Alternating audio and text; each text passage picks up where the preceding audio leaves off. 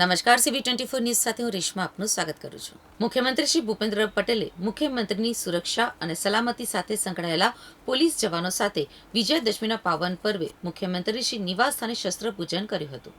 મુખ્યમંત્રી શ્રી ભારતીય સનાતન સંસ્કૃતિમાં શસ્ત્ર અને શાસ્ત્રના પૂજનની ઐતિહાસિક પુરાતન પરંપરાઓને આ શસ્ત્ર પૂજનમાં જોડાઈને વધુ ઉજાગર કરી હતી. તેમણે સુરક્ષા કર્મીઓને વિજયાદશમીના પર્વની શુભેચ્છાઓ પાઠવતા કહ્યું કે આસુરી શક્તિ ઉપર દૈવી શક્તિના વિજયનું પ્રતીક એવું આ વિજયાદશમી પર્વ સમાજની આતતાયી શક્તિઓને પરાસ્ત કરવાનો અવસર પણ છે.